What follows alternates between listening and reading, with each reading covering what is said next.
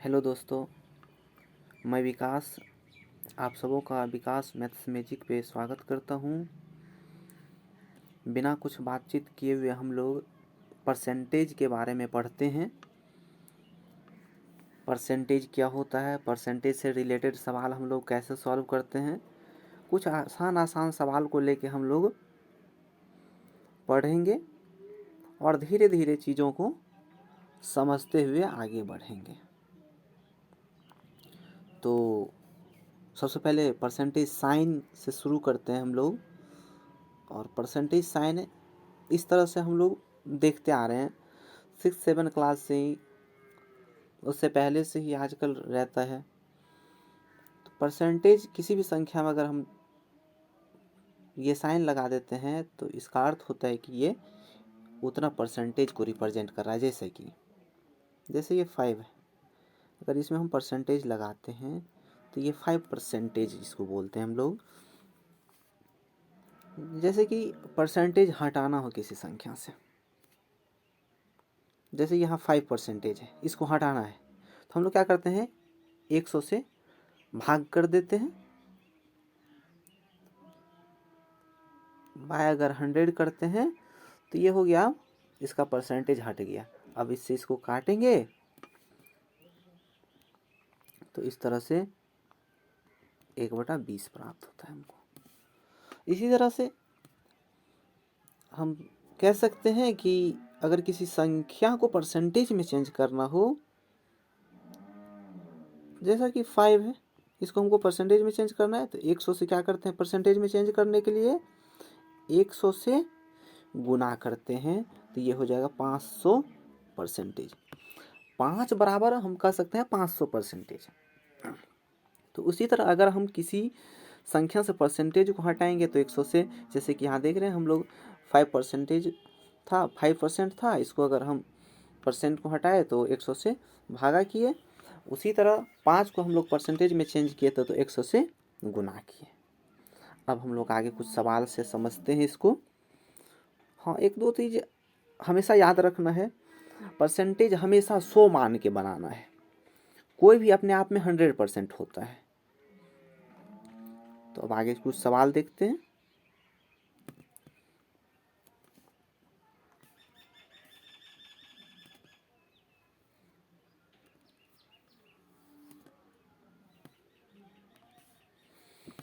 जैसा कि ये सवाल है, एक परीक्षा में गुलशन ने 272 अंक प्राप्त किया जो 64% अंक प्राप्त करने के बराबर था। तो परीक्षा कितने अंक की थी? तो टोटल जो परीक्षा हुई, जितने भी अंक की हुई, उसको अगर हम 100% मानते हैं, 100% मानते हैं, 100%, उसमें से ये प्राप्त कितना किया है, 64%। तो ये 64% जो प्राप्त किया है गुलशन ने, ये 64% इक्विवेलेंट कितने अंकों के बराबर है? 272 अंक के बराबर है। अगर हम 1% की बात करें इसका निकालने की, तो हम लोग जानते हैं ये इधर आके भागा में चले जाता है, तो 272 हो जाएगा 64। और इसीलिए जब हम टोटल मार्क्स की बात करते हैं तो टोटल मार्क्स को तो हम लोग 100% माने हैं, इसलिए 100% की बात करेंगे। तो इसको कैलकुलेट करने के बाद 272/64 को कैलकुलेट करने के बाद हमारे पास रिजल्ट आ जाएगा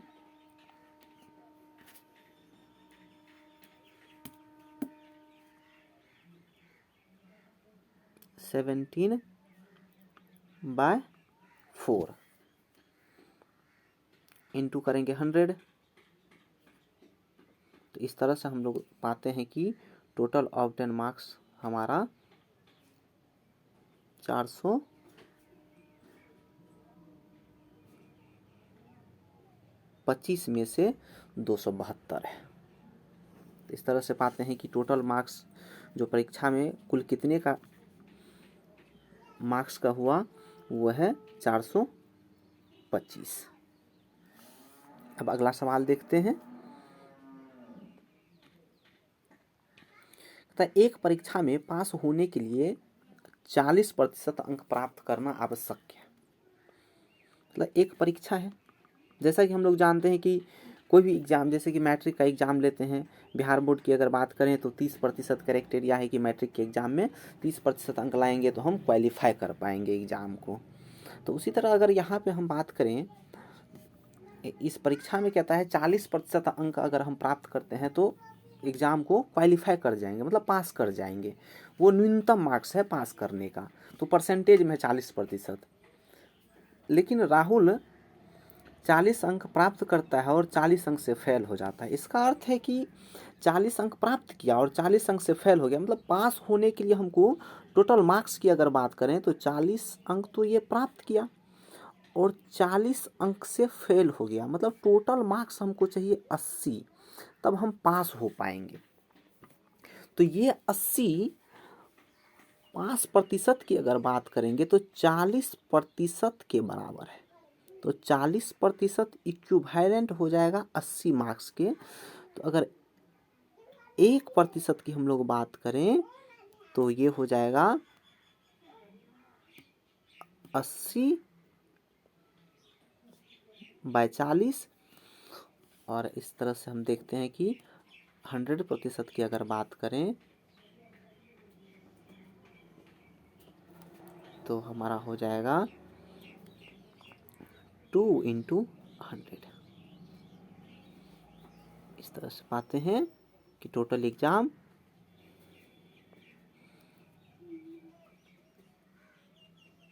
टोटल 200 मार्क्स का एग्जाम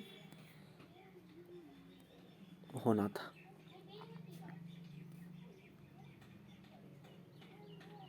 अब आगे की सवाल देखते हैं। कहता है यदि एक छात्र के अंकों में 25% की वृद्धि की गई, जितना भी मार्क्स वो प्राप्त किया था उसको हम 100% मान के चलेंगे, जो भी मिला हो उससे, इससे कोई फर्क नहीं पड़ता है, जो वो प्राप्त किया उस पर वृद्धि किया 25%, तो वो अपने आप में 100% है। मान लेते हैं वो 100% अंक प्राप्त किया था, बट इसको क्या किया, इसमें 25% की वृद्धि कर दी गई। जब 25% की वृद्धि कर दी गई तो कुल 125% अंक अब हो गया, और ये 125% अंक अब किसके बराबर है, 75 के बराबर है, क्योंकि बढ़ के हमारा परसेंटेज में 125 हो गया। और मार्क्स में अगर बात करेंगे, स्कोर उसका बढ़ के कितना हो गया, 75 हो गया। तो इसका मतलब है कि ये जो 125% है ये किसके बराबर हो गया, 75 के इक्विवेलेंट हो गया। तो अगर हम 1% की बात करें तो 75/125, और उसका अगर एक्चुअल बात मार्क्स की बात करें तो वो एक्चुअल मार्क्स तो 100% माने थे, तो वो इस तरह से हम अगर इसको कैलकुलेट करेंगे तो ये हो जाएगा 75/125 × 100।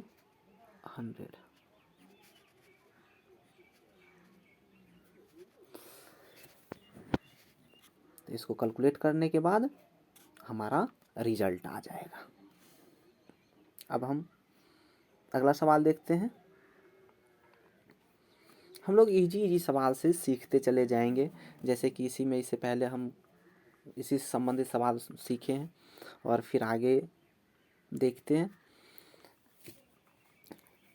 ये थोड़ा सा उससे अलग टाइप का सवाल है, लेकिन उससे संबंधित सवाल है, और ये समाज में बहुत ही आसानी तरीके से आ जाएगा, ज़्यादा सोचना नहीं है। बस ये कह रहा है कि मोहित 20% अंक प्राप्त कर 35 अंकों से फेल हो जाता है, जबकि रोहित 50% अंक प्राप्त करता है जो 5 अंक से 55 अंक अधिक है। देखिए इसमें वो इंडिविजुअल था, अलग अलग था, एक स्टूडेंट का था, यहाँ 2 स्टूडेंट को कंबाइंड करके सवाल को तैयार किया गया है। और इस टाइप का सवाल अक्सर देखने को मिलता है पेपर में। जैसे मान लेते हैं एक ये लाइन है जो 100% है।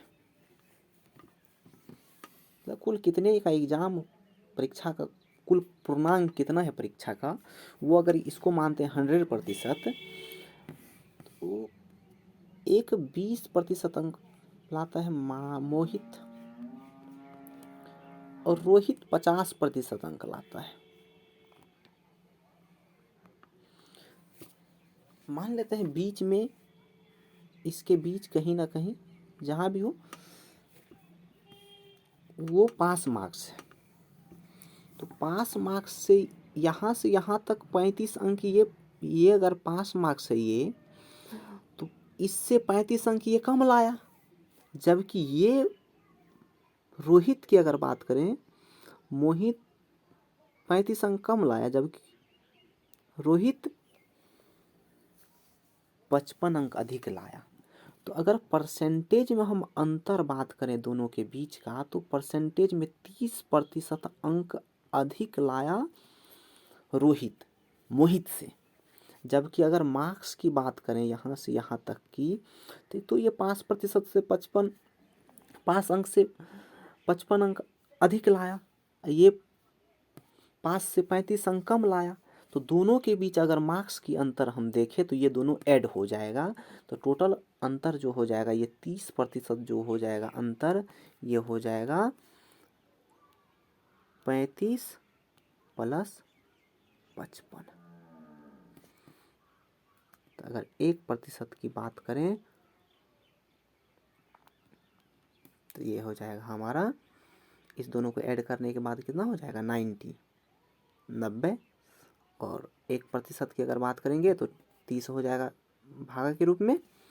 और अब हम अगर पूरे परीक्षा के पूर्णांक की बात करें तो 100%, 100%, और 100% इक्विवेलेंट हो जाएगा। अब इसको डिवाइड करने के बाद 3 आएगा। 3 को अगर 100 से हम गुना करते हैं तो देखते हैं कि परीक्षा का कुल पूर्णांक जो है कितने हैं, 300।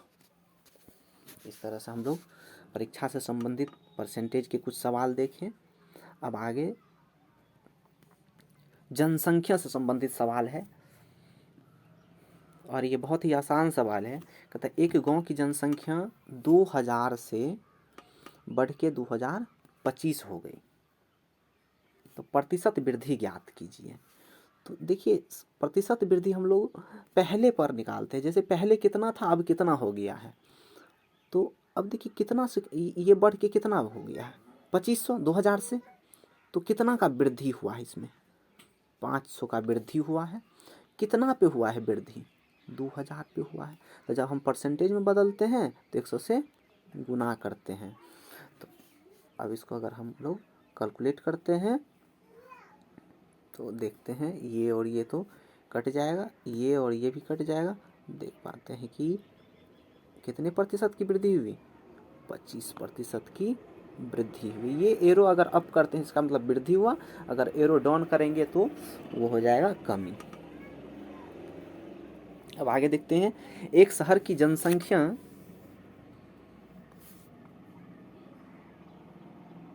4,41,000 हो गई, जो 5% प्रति वर्ष की दर से बढ़ रही है। मतलब 2 वर्ष बाद, कहता है 2 साल पूर्व कॉलोनी की आबादी ज्ञात करें। मतलब 2 साल बाद अभी वर्तमान जनसंख्या अगर 4,41,000 है तो 2 साल पहले क्या थी। तो मान लेते हैं 2 साल पहले अगर x मान के सवाल को बनाते हैं तो मानते हैं 2 साल पहले x थी, तो 1 साल में प्रति वर्ष 5% की वृद्धि हो रही है। तो मानते हैं अगर ये 100 है अपने आप में, तो 5% की वृद्धि होगी तो 105 होगा। तो 105/100 हो जाएगा। फिर अगर अगले साल इस टोटल पर अगर बात करें तो टोटल पर फिर अगले साल बढ़ेगा 5%। तो 5% बाई क्या हो जाएगा, 105% बाई क्या हो जाएगा, 105% हो जाएगा टोटल। तो अब 105/100 हो जाएगा, परसेंटेज को हटाएंगे तो नीचे 100 आएगा, इज इक्वल टू हो जाएगा वर्तमान की जनसंख्या। तो वर्तमान की जनसंख्या कितना है, 4,41,000।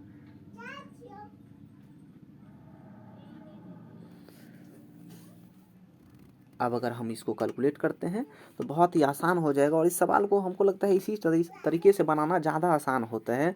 अगर आप इस तरह से प्रैक्टिस करते रहते हैं तो अगर 2 साल पूर्व की बात करें, 3 साल पूर्व की बात करें, 1 साल पूर्व की बात करेंगे तो बनाते बनाते एक आदत सी हो जाती है। तो हम उस तरह से, इस तरह से अगर हम x का वैल्यू निकालते हैं तो डायरेक्ट हम 100 इधर आके दोनों गुना हो जाएगा, तो ये हो जाएगा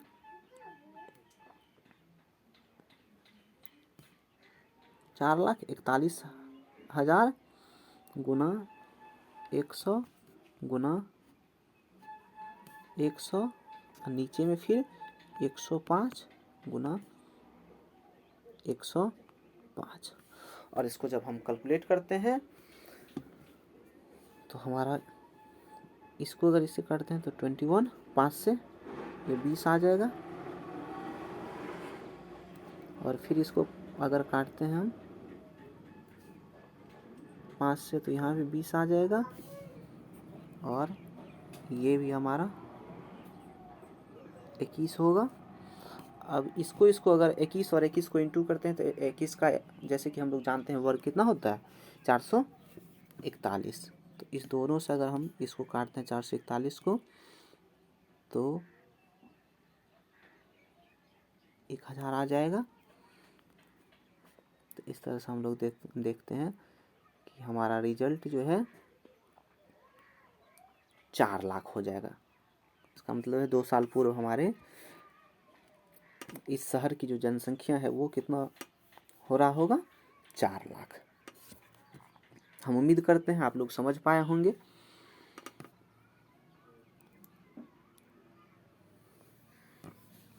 अब ये सवाल अगर आप इसको x मान के बनाते हैं तो थोड़ा लंबा चले जाएगा, और एक पेपर में इस तरह से बनाना तो इतनी आसान नहीं होता है कि आप एक लॉन्ग मेथड से सवाल को सॉल्व करें, वहाँ कम टाइम होता है। तो इसीलिए हम देखते हैं कि इसको एक अलग विधि से बनाएंगे, और ये बहुत ही मज़ेदार विधि है, बहुत ही आसान विधि है, लॉजिक थोड़ा सा करना है बस। मतलब एक शहर की जनसंख्या 8,000 है। यदि पुरुष की संख्या में 8% और महिलाओं की संख्या में 12% की वृद्धि होता है तो जनसंख्या 8,680 हो जाएगी। शहर में महिलाओं की संख्या ज्ञात करें। अब देखिए एक चीज़ लॉजिक कीजिए, यहाँ टोटल जनसंख्या 8,000 है, बढ़ के कितना हो गया है 8,680। तो टोटल वृद्धि कितना हुई है 680। तो अगर हम अलग अलग वृद्धि निकालें तो अलग अलग वृद्धि निकालेंगे तो पहले हमको x मानना पड़ेगा पुरुष को, फिर महिला को 8,000 में से अगर x को घटा लेंगे पुरुष की संख्या तो महिला का निकलेगा, फिर उस पर अगर 12% की वृद्धि करते हैं तो तब जाके ये हमारा रिजल्ट आएगा। लेकिन इतना करना मतलब आप 2 4 5 क्वेश्चन छोड़ के जरूर आ जाइएगा इस क्वेश्चन के चक्कर में पेपर में। तो इससे आसान है कि आप कुछ ऐसा मेथड सीखते हैं जो पेपर में एक सवाल को सॉल्व करने में मदद करे आसानी तरीक़ा से। अब यहाँ देखिए 8% वृद्धि हुई किस पे, पुरुष की संख्या में, और महिला की संख्या में कितना प्रतिशत की वृद्धि हुई है 12% की। देखिए तो 8% की तो पुरुष का वृद्धि वो हो गया कंप्लीट, जो पुरुष में जो भी वृद्धि हुई 8% होगी। लेकिन महिला में जो 12% की वृद्धि हुई है, ये 8% की वृद्धि तो निश्चित हुई है।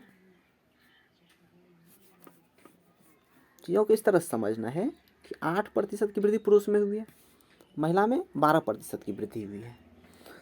तो 8% की वृद्धि तो निश्चित हुई है महिलाओं में भी, पुरुष की अपेक्षा 4% अधिक वृद्धि हुई है क्योंकि ये 12% की वृद्धि हुई है।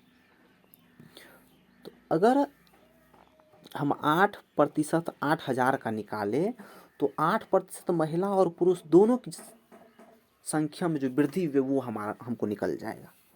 तो अगर हम 8,000 का 8% निकालते हैं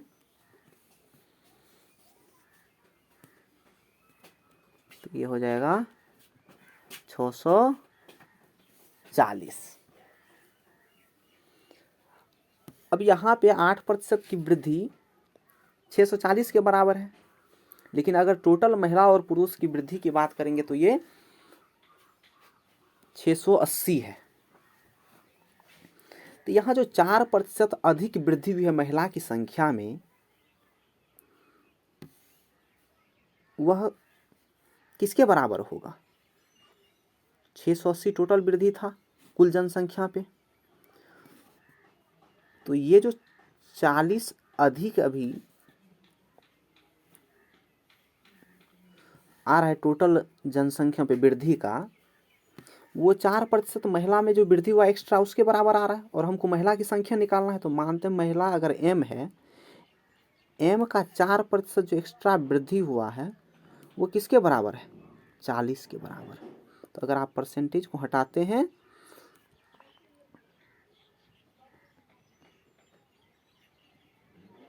बराबर 40 और कैलकुलेट करने के बाद हमारा रिजल्ट आ जाएगा 1000। इस तरह से देख पा रहे हैं कि इस सवाल को सॉल्व करना कितना ही आसान हो जाएगा। तो इस तरह से आज का क्लास यहीं पर समाप्त करते हैं, फिर मिलते हैं नेक्स्ट वीडियो में।